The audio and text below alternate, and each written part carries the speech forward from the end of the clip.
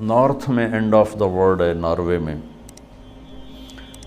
3 گھنٹے کی فلائٹ ہے آلٹا، اور پھر کوئی 7 گھنٹے کا سفر ہے بائی روڈ، 6 گھنٹے، اس میں 8-8 9 میل کی مسلسل ٹنلز آتی ہیں، 8 میل 5 میل 9 میل 8 میل 5 میل، ٹنل ٹنل ٹنل، پہاڑوں سے گزرتے گزرتے وہ آخری بستی آتی ہے۔ تبلیغ کے کام کی بھی خوبصورتی دیکھو، آلٹا پہنچے، یہ وہ بارڈر ہے آلٹا جہاں جون جولائی سورج ڈوبتا نہیں، بس گھومتا رہتا، اور دسمبر جنوری نکلتا نہیں، بس ڈوبا ہی رہتا۔ ہم جب وہاں پہنچے تو تبلیغ کا کام وہاں بھی چل رہا تھا، اور سبحان اللہ انہوں نے ہمارا استقبال کیا، اور وہ دن تھے بہت زیادہ مصروف، تو پورے شہر میں ایک ٹیکسی نہیں ملی، تو انہوں نے ہمیں اپنی گاڑیاں دی کہ آپ ہماری گاڑیاں لے جائیں، کل آ جائیں، سب ادھر ہی جاتے ہیں۔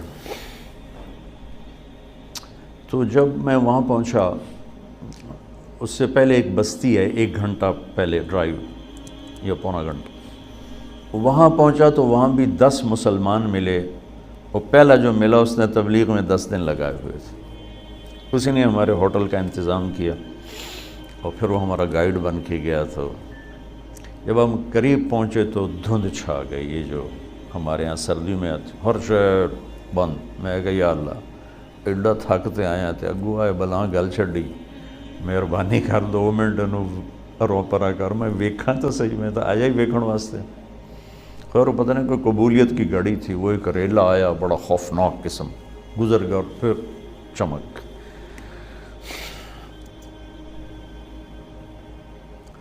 تو جب میں وہاں سے نکلا ہوں اور سمندر کے کنارے پہنچا ہوں، تو وہاں میری زبان سے نکلا اللہ اکبر، جو میں نے ابھی کہا بلا وہو الخلاق العلی، کیا زبردست ہے بنانے والا۔ میں تنوں انیس دی مسجد کہ میں توڑی وہ کیفیت بنا، میں تو وہاں پہنچا ہوں، لیکن آپ میری کیفیت سے اندازہ لگا رہے ہوں گے کہ میں نے کیا دیکھا۔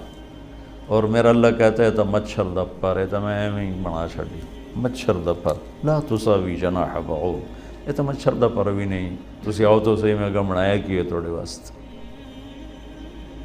یہ میرے نبی کا فرمان ہے کہ ایک منظر میں ڈوب کر اللہ کا بندہ جنتی، 70 کا مطلب ہوتا ہے بے شمار، یعنی لاکھوں سال بیٹھ کے صرف ایک چیز کو دیکھتا رہے تو اس کا مزہ ختم نہیں ہوگا، کیونکہ ہر لمحے جنت کا حسن بڑھ رہا، ہر لمحے۔ اس مسجد کو ایک حد تک خوبصورت بناؤ گے، آگے ختم، ہر حسن یہاں ایک جگہ پر آ کے سٹاپ کر لیتا ہے، آگے نہیں بڑھتا ہے۔ تو لہٰذا آنکھ دیکھتے دیکھتے دیکھتے پھر تھک جاتی ہے، پھر کسی اور کو دیکھنا چاہتے۔ وہ جنت میں کیا ہے، ایک گھاس کا تنکا بھی ہے نا، آپ اس کو دیکھیں گے نا، ہر لمحے اس کا حسن بڑھتا جا رہا ہے، بڑھتا جا رہا ہے، لہٰذا کسی شے سے کسی وقت دل نہیں بھرے گا۔ تو وہاں میں نے اذان دی، 4 اگست کو وہاں سورج ڈوبتا ہے، وہ کوئی 20-25 منٹ کی رات ہوتی ہے۔ تو زندگی میں مسافر زور اثر کٹھی پڑتا ہے، شریعت کا مسئلہ ہے، مغرب عشاء کٹھی پڑتا ہے، لیکن 3 نمازاں کٹھی تو کوئی شریعت بھی کوئی نہیں۔ لیکن اس دن ہمارے ساتھ اللہ نے یہ معاملہ کیا کہ میں نے مغرب کی اذان دی، سرد ہوا تھی، ٹیمپریچر 1-2 ہوگا زیادہ زیادہ، اگست کا مہینہ تھا، لیکن وہ جو وہاں خاموش ہیبت ناک سمندر، اور وہ دنیا کا کنارہ نارتھ میں جا کے آخر، اور اس پر انہوں نے گلوب بھی بنایا ہوا تھا دنیا کے اشارے کے لیے کہ یہ آخری جگہ ہے، اوپر پھر نارتھ پول آ جاتا ہے۔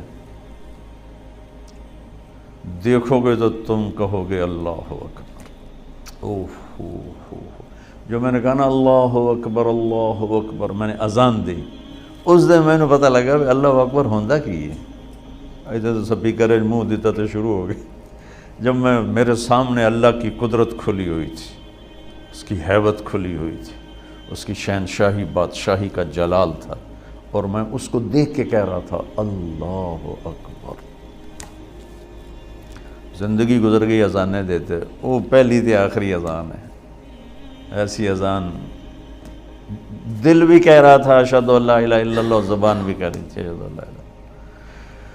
پھر ہم دوڑ کے پیچھے بنائے ہوئے تھے، انہیں چھوٹے چھوٹے ہوٹلز تھے چائے کافی کے لیے، اور ایک ہال تھا جس میں ٹورسٹ آ کے بیٹھ جاتے تھے۔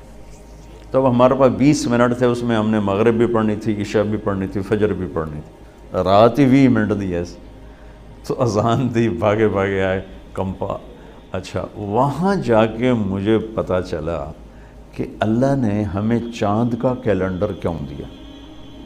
مجھے خیال آتا تھا کہ ہر باری رولا پہ آتا ہے عید والا، پٹھانا نو ایک دن پہلے نظر آ جاتا، سانو ایک دن بعد، یورپ میں دو تر عیداں، اے سورج والا کام ہوتا تو ہر شے فکس۔ اچھا، میں آلٹا پہنچا ہوں، مجھے پتہ چلا کہ یہاں سسٹم بریک ہو جاتا ہے، تھوڑا آگے کچھ، یہ تو ہم باہر کرواتے کھلی جگہ،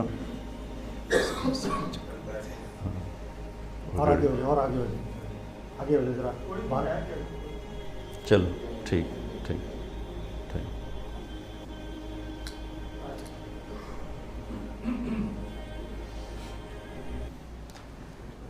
خیال آتا تھا کہ ہمارا جو کیلنڈر ہے یہ ہر سال ہی عید مشکل مصیبت بنی ہوتی۔ اچھا، وہاں جب میں پہنچا ہوں تو وہ سورج ایسے گھومتا رہتا ہے اوپر ایسے۔ اچھا، خیال نہیں آیا، جب نماز کا خیال ہے کہ نماز پڑھنی تو اب رات ہے دن ہے، تو میری نظر پڑی چاند پر، تو میں نے چاند کو دیکھ کے، یہ وہ العصر گھڑی اس میں وہ قبلہ دیکھنے کا اس میں ہوتا ہے، تو میں نے وہ چاند کی طرف ایرو کر کے تو قبلہ نکالا، بے دھیانی میں نکالا۔ نماز پڑھتے میں نے خیال میں کہا یہ کیا ہے؟ میں نے مقامیوں سے پوچھا جو ساتھ، میں کہا یہ چاند بھی غائب ہو جاتا ہے یہاں، بے 2 مہینے چاند نظر نہیں آ رہے؟ میں نے کہا نہیں جی، یہ نہیں غائب ہوتا، سورج کا سسٹم بریک ہو جاتا ہے، چاند کا سسٹم بریک نہیں ہوتا۔ میں کہا اللہم صلی علی محمد وعلی آل محمد۔ میں کہا مجھے آج سمجھ میں آیا کہ اللہ نے ہمیں چاند کا کیلنڈر کیوں دیا ہے، کہ اگر میرے نبی کا کوئی امت، وہاں ہیں آلٹا میں ہیں ہزاروں، 10,000 کی آبادی تھی، 3,000 مسلمان تھے وہاں، اور وہاں 1500 کی آبادی کا گاؤں تھا، اس میں 10 مسلمان تھے۔ تب انہوں نے نماز پڑھنی، دن کے رات، سورج چلتا پہ، چاند سے پتہ چلے گا رات ہے یا دن ہے۔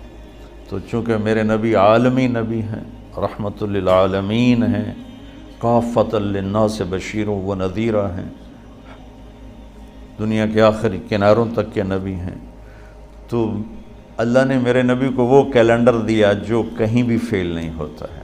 چاند کا کیلنڈر، سورج کا کیلنڈر فیل ہوتا ہے وہاں، تو میں ویکھ کے آیا، اور چاند کا کیلنڈر وہاں بھی چلتا ہے۔ میں نے کہا یہ ہے رحمت للعالمین کی شان، کیا میرے اللہ نے اپنے نبی کو، حالانکہ چاند بھی اللہ کا، سورج بھی اللہ کا، هو الذي جعل الشمس ضياء والقمر نورا وقدره منازل لتعلموا عدد السنين والحساب وكل شيء فصلناه تفصيلا۔ جنوری فروری سورج سے ریلیٹ ہے، تو سورج اللہ دا، تو جنوری بھی اللہ دا، اور محرم سفر چاند سے جڑا ہوا ہے، تو چاند بھی اللہ کا، تو محرم بھی اللہ کا۔